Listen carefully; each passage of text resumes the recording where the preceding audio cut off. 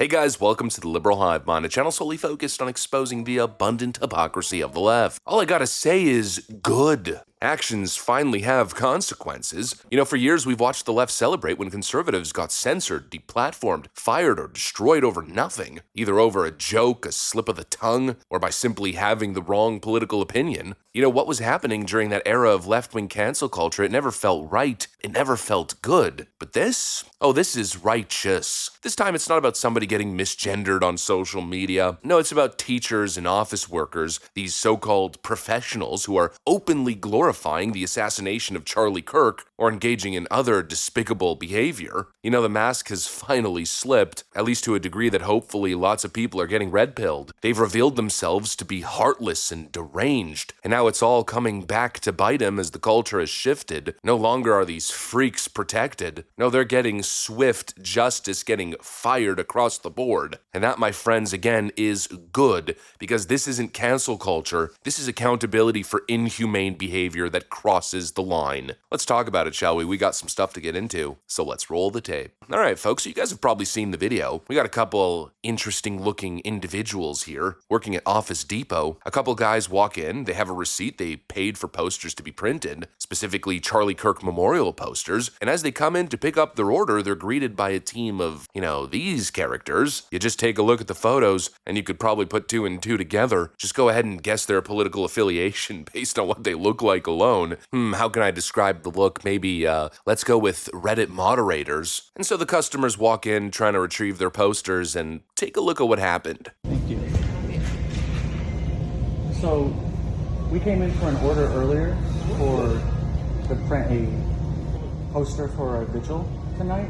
Yeah, so for somebody that passed.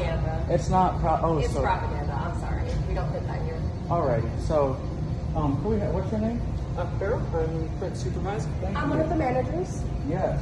So, unfortunately, we do So not they print- say they don't print we don't political print- propaganda. No. So this is somebody that passed away a couple years That's ago. from a political bullet. propaganda, unfortunately. I'm So sorry. this is for a prayer tonight, for a prayer vigil.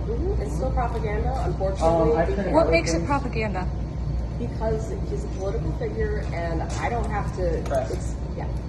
Our general manager is going to be in on Monday. If you No, want to it's speak totally further okay. on No, the we have- subject, we have you would like to. we have you're welcome orders. to return. They sit there and flat out refuse to print Charlie Kirk memorial posters, claiming that it's propaganda, and so they can't do it. I mean, really? A poster memorializing a great man who was just assassinated is propaganda? Obviously, these are malicious leftists, and as we see with these characters all the time, they have a really strong, opinionated stance, a real righteous stance, but yet for some reason they can't even explain it. They can't even articulate why they believe what they believe. It's propaganda. Well, how?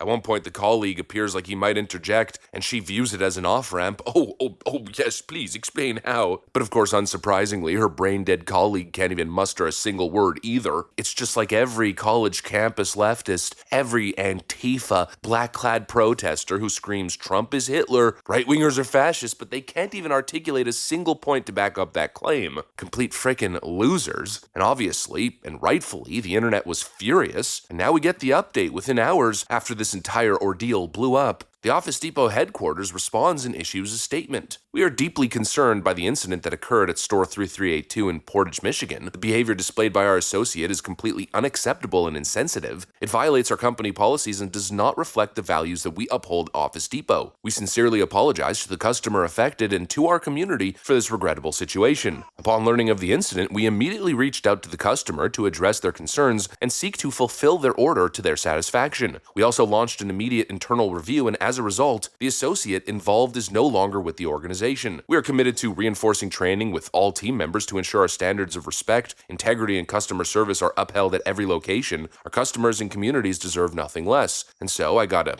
give them credit, but I'll say only partial credit because apparently, or at least it seems based on my interpretation of reading this, they only fired this chick. Or I don't know, maybe this Zer, they, them, but they missed the other they, them. And what about the other person at the back giving all those odd stares and disrespectful looks? I think the entire team should have been fired. They were all in on it very clearly. What they were doing was obviously wrong, and not one of them stood up and did the right thing. Grounds for termination for all three, in my view. What they did was unprofessional, political, and frankly disgusting. But I guess we can't always expect perfection. At least they did what was right in essence. And so I'll give Office Depot credit. And now, of course, let's address the same talking point that comes up in all of these instances. Let's address the critics screaming about the woke right and cancel culture. My response to these people comes in a 4-letter abbreviation, STFU.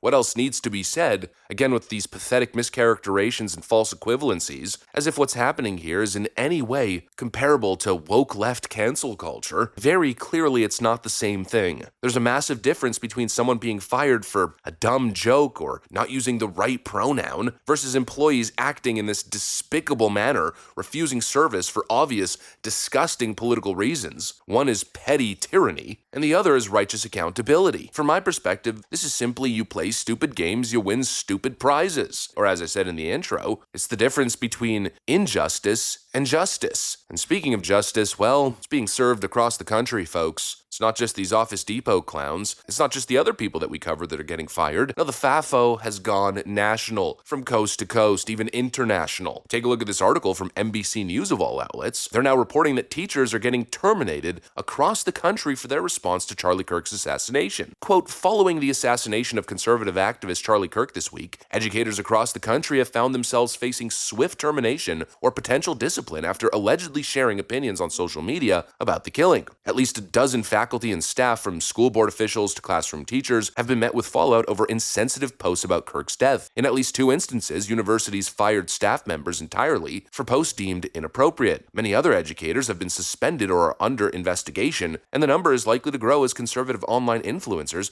are sharing screenshots. At East Tennessee State University, 2 faculty members have been placed on administrative leave pending further review. Complaints included Facebook comments where one of the faculty members allegedly said, "You reap what you sow," and another allegedly wrote, "This isn't a tragedy, it's a victory." Oh yeah, I wonder where all of this political violence and disgusting behavior is coming from. Again, the universities. And so again, this isn't cancel culture. This is accountability. This is righteous. These people are openly celebrating terrorism. They are disgusting, inhumane violations against basic humanity and morality. And they deserve every little bit of this fallout coming their way. Of course, all of this continues to prove how heartless they are, how soulless these ghouls have become, how rotten their political culture and ideology has become. They now think celebrating murder is righteous activism. They think mocking a grieving family is justice. Well, here's the real justice. Losing your job, losing your credibility, losing everything because you thought that you could get away with it. Well, it's no longer 2016. The culture has clearly shifted, and now it's FAFO o'clock. And frankly, I don't think this goes nearly far enough. No, the real justice is yet to be delivered. In my view, the only true justice would be the political left in America never winning another election again until they seriously look inward and reckon with this terrorism problem that they've created that's become so pervasive in their own ranks. Until they clean house, until they start condemning and eradicating the culture of violence that they have built, they don't deserve power, they don't deserve influence, and they don't deserve a shred of our respect. Anyways, that's pretty much what I got for you guys. Thanks for watching, and I'll see you on the next one.